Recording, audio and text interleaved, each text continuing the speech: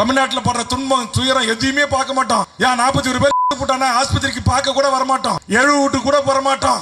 அப்படி என்று ஏதோ திடீர்னு தேர் வர்ற மாதிரி ஆண்டுக்கு ஒரு முறை 12 ஆண்டுக்கு ஒரு முறை கும்பாபிஷேகம் பண்ற மாதிரி மகாமகம் பண்ற மாதிரி என்னைக்காவது 3 மாசம் 6 மாசத்துக்கு ஒரு முறை ரோட்ல இருந்து வெளியில வர்றது. அதுவும் சொந்த கட்சிக்காரன் தனக்கு நீதி கொடுக்குற ஒரு பெண் புள்ள வந்து காராண்ட மறிச்சு பவுன்சர் வச்சு தூக்கி வீசிட்டு உன் கார் நேரா பனை ஒரு வீட்டுக்குள்ள போய் கதவை சாத்திக்கிறீங்க. இதான் மக்களுக்கான அரசியல். இதைத்தான் இங்க இருக்கிற கம்யூனிஸ்டுகள் செய்கிறார்கள்.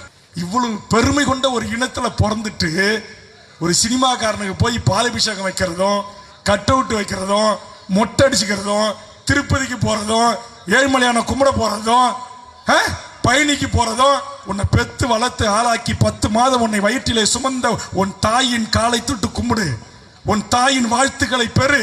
இதை விட இந்த உலகத்தில் உனக்கு நிகரான வாழ்த்துக்கள் எதுவுமே இருக்காது. என் முந்திரி பயிர் இருக்குல்ல, அது மரத்தில் விளையுதா செடியில் விளையுதா தெரியுமா உங்களுக்கு? தமிழ்நாட்டினுடைய டெல்டா மாவட்டத்தில் இருக்கிற 1200க்கு மேற்பட்ட நெல் வகைகள் இருக்குல்ல, 5008 5020 சம்பாவிலிருந்து பொன்னியிலிருந்து 1200 நெல் வகைகள் இருக்கிறது.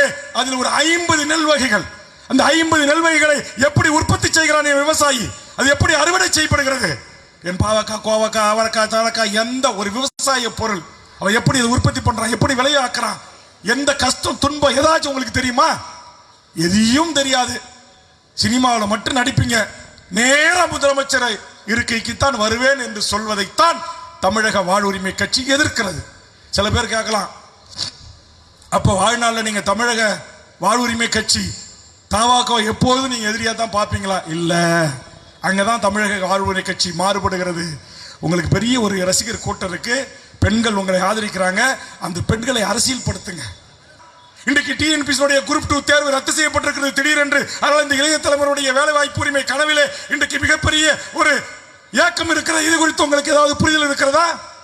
தமிழ்நாட்டில் இன்னும் மனித மலத்தை மனிதனே கையாள்களை அள்ளி எடுக்கின்ற போது மூச்சு திணறி செத்து மடிகிறானே, அதை குறித்து உங்களுக்கு புரிதல் இருக்கிறதா? எதை குறித்து உங்களுக்கு புரிதல் இருக்கிறது? இடஒதுக்கீடுனால் என்ன தெரியுமா? எஸ்சி எஸ்டி எம்பிசி ஓபிசினா என்னன்னு தெரியுமா? இதெல்லாம் கொஞ்சம் பயிற்சி எடுத்துக்கங்க, இதெல்லாம் கொஞ்சம் தெரிஞ்சுக்கங்க. இதையெல்லாம் தெரிந்து கொண்டு இந்த மக்களுக்காக போராட வாங்கள், இந்த மக்களோடு சேர்ந்து பணியாற்றுங்கள். அதற்கு பிறகு நீங்கள் இந்த மக்களை சந்தித்து வாக்கு கேளுங்கள். அதன் ஊடாக ஒரு அரசியல் அதிகாரத்துக்கு வருவீர்கள் என்று சொன்னால் அதை தமிழக வாழ்வுரிமை கட்சி வரவேற்க தயாராக இருக்கிறது.